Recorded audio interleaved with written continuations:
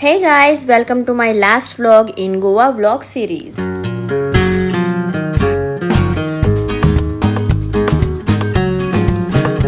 As per our Goa routine, we woke up early and went for a walk. Not actually that early, cause अगले दिन casino and club में ही इतना late हो गया था कि क्या बताओ.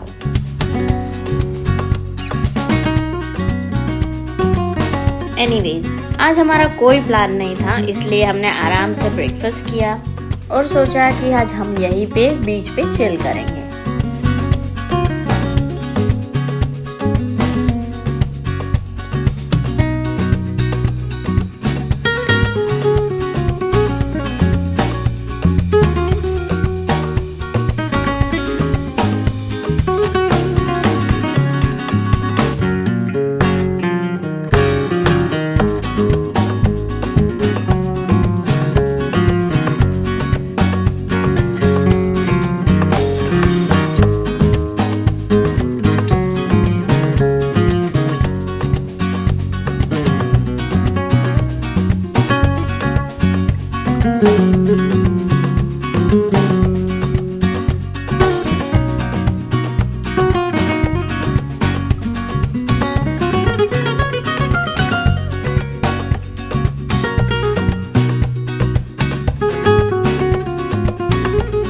गोवा में पहले ऐसा था कि आप कहीं भी अपना कार या स्कूटी पार्क करके जा सकते थे, लेकिन अभी रूल्स बहुत ही स्ट्रिक्ट हो गए हैं.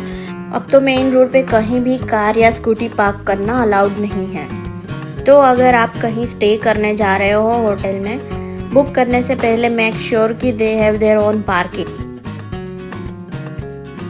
क्योंकि हम जो होटल में रुके थे सिनोन लास ओलास, no doubt it's a very good property और बहुत ही अच्छा है सब कुछ, लेकिन they don't have their own parking. तो हमें होटल से थोड़ा आगे रोड पे पार्क करना पड़ा, और यहाँ पे भी रोड पे पार्क करने के लिए भी आपको चार्जेस लगते हैं. आवर के हिसाब से चार्जेस होते हैं, लेकिन हम तो ऑब्वियसली 24 आवर्स का ऑलरेडी होटल में रुक ही रहे हैं, तो हमें गाड़ी का भी उस हिसाब से पे करना पड़ेगा. और यहाँ पे 400 रुपीज़ पर डे है, और उसमें भी श्योर नहीं है कि आप बाहर जाके आओगे तो आपको पार्किंग मिलेगी ही. शायद आपको नज़दीक में भी पार्किंग करने का मिले, या फिर आपको 2-3 किलोमीटर दूर जाके भी पार्क करना पड़े. So that is the main issue here. और दूसरा, जब भी आप शॉपिंग के लिए भी जाओ, मेक श्योर कि जहाँ पे पार्किंग है वहाँ पे ही आप पार्क करके फिर आप जाओ. क्योंकि अगर ऐसा नहीं करोगे तो आपकी कार को लॉक लगा जाएंगे, या फिर आपके बाइक या स्कूटी को भी लॉक लगा के जाएंगे. और फिर वही नियर बाय आरटीओ में जाओ, पैसे भरो और अपनी गाड़ी छुड़ाओ, ये सब करना पड़ेगा आपको. दूसरा चीज़ ये कि अभी रिसेंटली टैक्सी ओनर्स और रेंटल कार ओनर्स के बीच थोड़ा इश्यू चल रहा है गोवा में. इसलिए अगर आप डेबोलिम एयरपोर्ट, जो गोवा का मेन एयरपोर्ट है, वहाँ से अगर रेंट कार कर रहे हो then there is no issue. But अगर आप दूसरा जो एयरपोर्ट है, मोपा एयरपोर्ट, जो अभी नया बना है, वहाँ से अगर रेंट कार कर रहे हो तो आपको इश्यू होगा. क्योंकि मोपा पे ये टैक्सी ओनर्स बिल्कुल भी अलाउ नहीं कर रहे हैं. सो आप अगर मोपा एयरपोर्ट पे आ रहे हैं तो आपको वहाँ से टैक्सी ही करना पड़ेगा अपने स्टे तक, और फिर वहाँ से आप अपना रेंट कर सकते हो, कार या बाइक या जो भी है.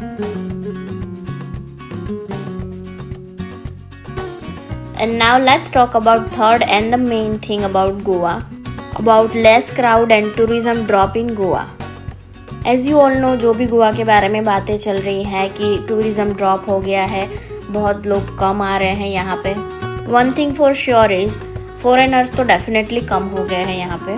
और बाकी इंडियन पब्लिक का देखा जाए तो मुझे उतना कुछ फ़र्क नहीं लग रहा है, क्योंकि हर एक क्लब में भी उतना ही क्राउड है, कसिनो पे भी उतना ही क्राउड है, और जो मेन बीच है, कैलमलुट बीच है, बागा बीच है, उस पे भी उतना ही क्राउड दिख रहा है. या नो डाउट उसमें भी थोड़ा कम हुआ है, बट नॉट कि एकदम खाली हो गया है, ऐसा कुछ भी नहीं है. तीतोज लेन हमेशा की तरह पूरा क्राउडेड रहता है रात को. और हाँ, दिन में थोड़ा क्राउड कम लगा कंपेयर टू बिफोर, कि लोग आपको दिन में भी रास्ते पे बहुत सारे दिखते थे, शॉपिंग करते हुए, घूमते हुए, फिरते हुए, लेकिन वैसा कुछ नहीं दिखा इस टाइम.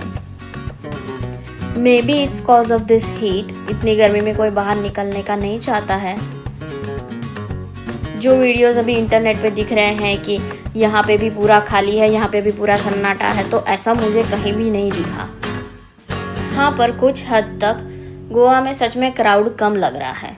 और सब लोग गोवा ना जाने का ब्लेम गोवा में हर चीज़ के बढ़ते प्राइस पे कर रहे हैं, जैसे कि एयरपोर्ट से टैक्सी लेने से लेकर यहाँ के food and water and transportation everything. ऐसे देखा जाए तो गोवा में बहुत सारी जगह है घूमने के लिए, बहुत सारे अच्छे अच्छे बीचेस हैं, फोर्ट हैं, ब्यूटीफुल कैफ़ेज़ हैं, नाइट क्लब्स हैं, बहुत सारे कसिनोज भी हैं।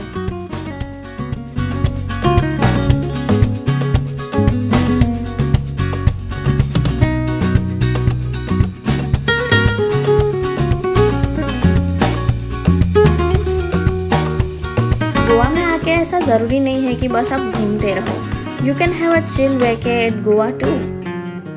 मतलब कुछ नहीं करना है, बस बीच सैक पे पड़े रहना है, चिल करना है मस्त, with some drinks and food along with that. And trust me, that is the best thing to do in Goa. इतना peaceful लगता है, far away from the city and its chaos, with the nature, cold breeze and beautiful sunset at the beach. आप भी try करो कभी गोवा में chill रह के एंजॉय करके।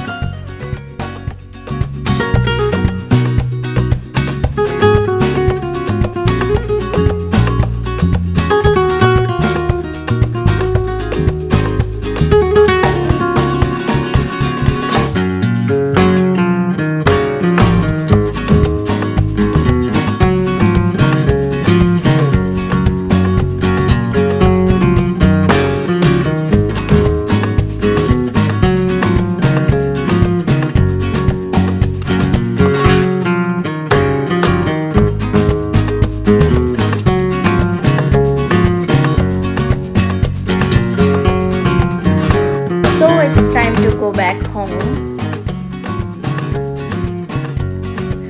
बिल्कुल भी घर जाने का मन नहीं कर रहा है। But with heavy heart we said goodbye to Goa, took a flight and landed in Surat. So that's it for the Goa vlog series, guys. See you in my next travel series.